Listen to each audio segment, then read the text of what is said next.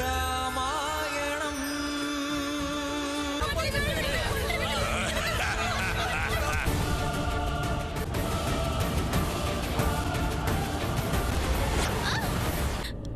நீ நலம் தானே?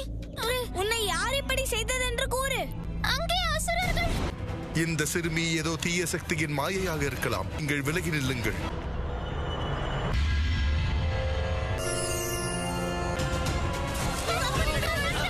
உண்மைதான்.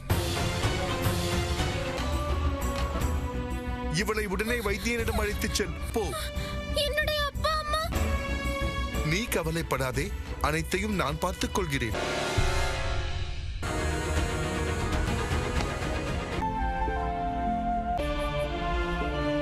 நீ என்ன பார்த்தாய்? நான் பார்த்தது மிக பெரும் ஒரு அசுரனை பார்த்தேன். உன் கிராமத்தை காக்க வேண்டிய பொறுப்பு என்னுடையது. அயோத்தி போன்ற புனிதமான பூமியில் யுத்தம் அடியெடுத்து வைத்ததும் இல்லை, அது நடக்கவும் நடக்காது. அவனை எதிர்கொள்ளும் செயலை நானே செய்வேன். ஆனால் பிரபு, ஏற்பாடுகளை செய்யுங்கள் சுமந்திரர். இந்த ஒரு நொடிக்காகத்தான் பல வருடங்களாக காத்துக் கொண்டிருந்தேன். இன்னல்களை தீர்ப்பவர் எங்களோடு இருக்கும் பொழுது நாங்கள் எதை கண்டு பயப்பட வேண்டும்? நாங்கள் உங்களுடனேயே இருந்த வித்தையை கற்றுக்கொள்கிறோம். சீதா, எல்லாம் எடுத்து வைத்து விட்டேன். நான் செல்ல தயாராகிவிட்டேன். இருந்தாலும் ஏனோ இந்த குடிலை விட்டு செல்வதென்பது, முனிவர் வால்மீகியின் நிழலை விட்டு செல்வதென்பது எனக்கு வருத்தம் அளிக்கின்றது. வருந்தக்கூடாது. நீ இங்கு வாழ்ந்த நாட்கள் என்றும் என் நினைவில் இருக்கும். என்னதான் இதற்கு தேவையில்லை என்றாலும் விதிமுறைகளை கடைபிடித்தாக வேண்டும்.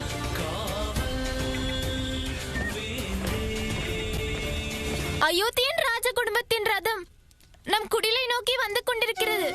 என்ன? அன்னை சுமத்திரை கோசலை வந்தார், லக்குவன் வரதன் பிள்ளைகள் எல்லாம் அன்னை சீதையை அழைத்திட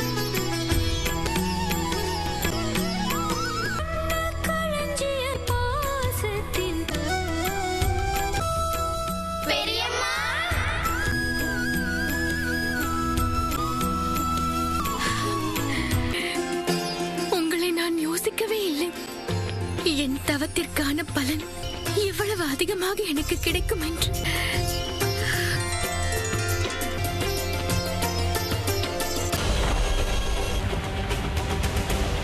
என் குறி தப்பாது.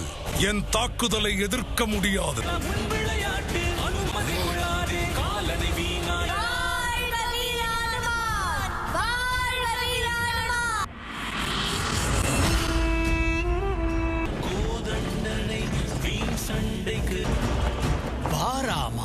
என் காத்திருப்பு இன்றோடு நிறைவடைந்தது.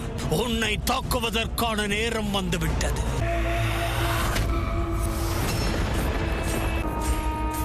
இந்தபட்சம் உன்னுடைய சேனைகளாவது போரிலிருந்து தப்பித்ததே. இரத்த தாகத்தால் தவிக்கும் என்னுடைய சேனைக்கு ரகுகுல வம்சத்தின் இரத்தத்தால் தான் தாகத்தை தணிக்க வேண்டும்.